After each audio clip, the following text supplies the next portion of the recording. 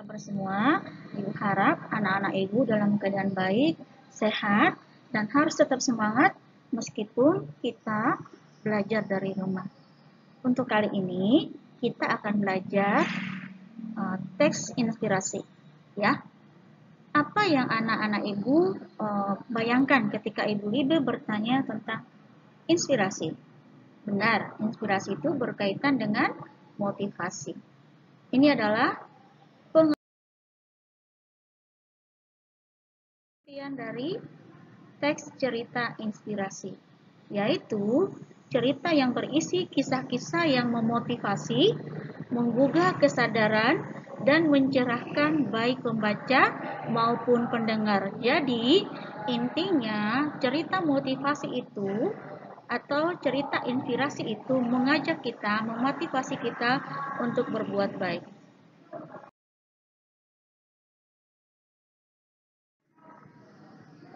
Ciri-ciri teks cerita inspirasi berisi judul yang menarik. Kenapa judul cerita inspirasi harus menarik anak-anakku? Supaya pembaca tertarik dengan cerita yang akan dibaca. Cerita sistematis. Sistemas itu di sana secara runtut, tidak terlalu lebar, tetapi runtut dari awal sampai akhir. Kemudian bentuk cerita tidak terlalu panjang. Kenapa tidak terlalu panjang? Karena mengambil motivasi dari cerita tersebut, makanya si penulis motivasi biasanya tidak terlalu panjang dalam menulis cerita. Isi cerita mengandung simpati, kepedulian, dan empati. Jadi anak-anakku, cerita inspirasi mengajak kita untuk peduli, berempati, dan bersimpati kepada sesama kita dan juga kepada lingkungan kita. Ide cerita muncul dari fenomena yang terjadi dalam masyarakat.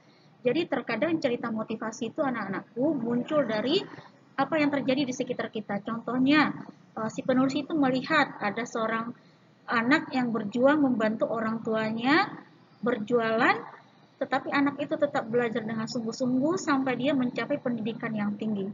Itu bisa dijadikan sebuah tulisan yang memotivasi, yang menginspirasi pembaca. Kemudian, isi cerita mengugah pembaca untuk melakukan perubahan yang lebih baik. Ya, jadi dengan tadi melihat perjuangan seorang anak yang menolong orang tuanya dan membantu orang tuanya dalam berjualan, kita bisa terinspirasi perjuangan dia. Pesan disampaikan dengan kata-kata yang menyentuh hati. Jadi biasanya cerita inspirasi di akhirnya itu menggunakan kata-kata yang menginspirasi, yang menyentuh hati si pembaca untuk melakukan hal yang baik. Kita masuk dalam jenis-jenis cerita inspiratif. Yang pertama, teks cerita inspirasi non-fiksi. Non-fiksi artinya nyata. Ya, contohnya yang Ibu katakan tadi, seorang anak yang mau menolong ibunya berjualan sambil dia bersekolah. Itu nyata, baik latar maupun tokohnya. Kemudian, teks cerita inspirasi fiksi atau khayalan, ini berupa rekaan. Cerita inspirasi berdasarkan tokohnya, cerita inspirasi tokoh terkenal, contohnya kisah Bill Gates, Adam Jordan, dan tokoh-tokoh yang sangat berpengaruh di dunia. Kemudian cerita inspirasi sufi, sufi ini berkaitan dengan tokoh-tokoh agama. Cerita inspirasi binatang mengumpamakan hewan seperti manusia. Ya contohnya elang tinggal bersama ayam. Jadi meskipun tokohnya binatang, tetapi ada hal positif yang diambil si pembaca dari cerita tersebut.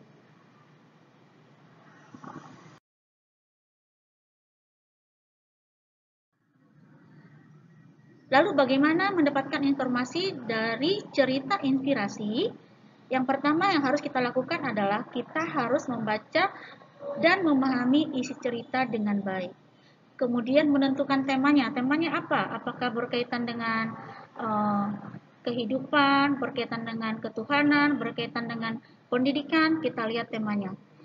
Menemukan ide pokok dan pendukung dalam cerita inspirasi. Jadi saat kita membaca boleh kita sambil lihat ide pokok yang terdapat dalam cerita inspirasi yang kita baca.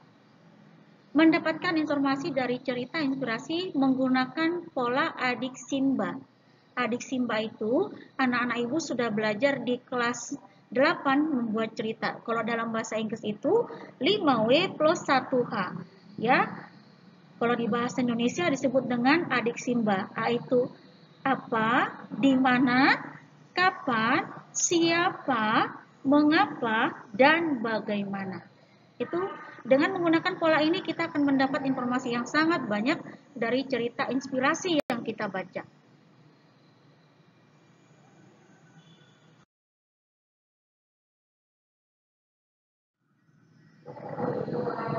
Struktur cerita inspirasi, orientasi berisi pengenalan latar atau tokoh, kemudian komplikasi konflik atau peristiwa yang dialami tokoh dalam cerita yang kita baca, kemudian resolusi berisi menunjukkan klimaks cerita.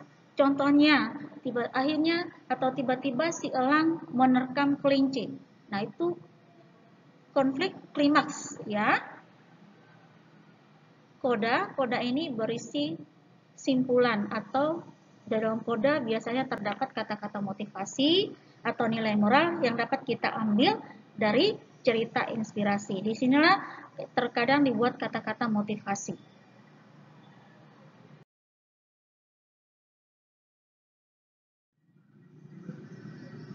Unsur kesastraan inspirasi.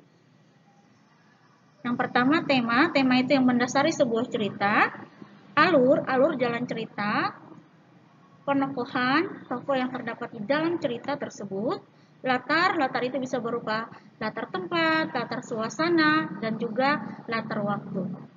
Amanat ini adalah yang lebih penting ya. Jadi dalam cerita inspirasi inilah yang paling penting, amanat atau pembelajaran yang ingin disampaikan si penulis kepada pembaca atau pendengar.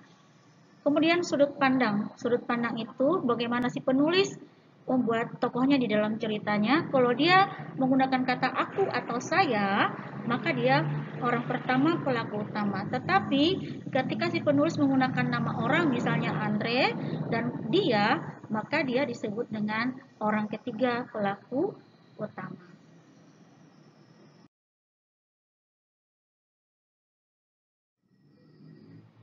Unsur ekstrinsik teks inspirasi, unsur ekstrinsik itu dari luar. Unsur ekstrinsik itu berkaitan dengan kondisi sosial budaya masyarakat.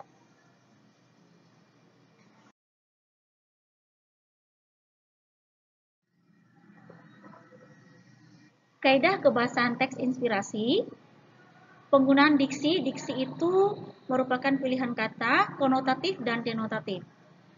Contoh, Anita menggunakan baju berwarna hijau. Jadi, denotatif itu yang sebenarnya. Anita itu benar-benar menggunakan baju berwarna hijau. Kemudian, perampok itu dibawa ke meja hijau. Itu konotatif. Konotatif itu artinya bukan makna sebenarnya, tetapi arti kiasan. Si perampok itu tidak dibawa ke meja berwarna hijau, tapi dibawa ke pengadilan. Kemudian kata sifat, adjektif berisi keadaan, kondisi, lebih khusus dan jelas. Contohnya kecewa, marah, indah, mewah, sederhana, dan lain-lain. Kemudian kalimat aktif transitif, predikatnya harus disandingkan dengan objek. Ini contohnya, Rebecca membaca buku cerita. Kalimat aktif transitif ini biasanya bisa diubah menjadi kalimat pasif. Ya, buku cerita dibaca oleh Rebecca.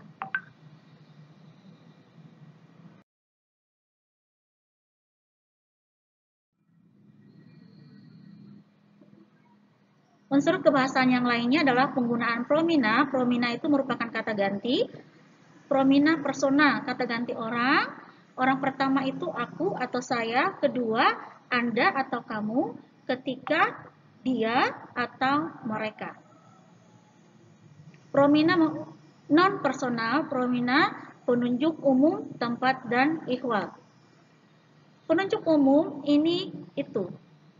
Tempat, sini, sana, dan situ.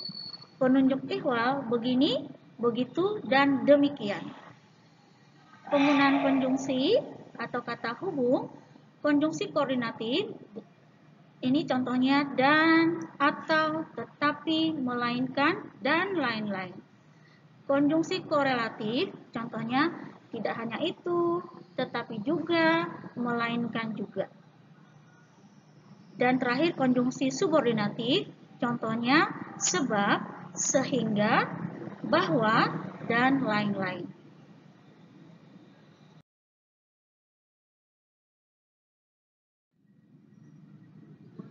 Penyusunan cerita inspiratif. Bagaimana caranya saat kita mau menulis sebuah cerita inspirasi?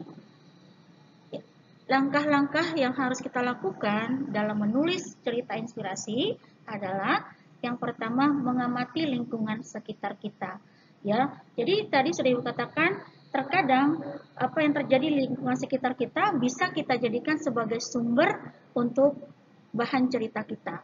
Yang kedua, menentukan temanya. Temanya tentang apa? Kebersihan lingkungan, tentang pendidikan, tentang belajar, tergantung dari kita melihat dari kondisi lingkungan kita. Selanjutnya, membuat narasi sesuai dengan struktur cerita inspirasi. Jadi kita buat narasinya sesuai dengan strukturnya tadi, orientasi, komplikasi, resolusi, dan koda. Lalu membuat cerita yang menginspirasi pembaca, seperti tadi tujuan teks inspirasi adalah menginspirasi pembaca untuk berbuat hal yang lebih baik. Lalu, tentukan judul cerita. Ingat, saat kita menentukan judul cerita, judul ceritanya harus menarik. Supaya apa? Supaya orang tertarik membaca cerita yang kita tulis tersebut. Yang terakhir, tulis cerita dengan memperhatikan kebahasaan cerita inspirasi. Setelah kita lakukan dari awal tadi, maka kita menuliskan cerita dengan memperhatikan kebahasaan, supaya apa? Orang mudah memahami materi atau teks yang sudah kita buat. Ya, anak-anakku.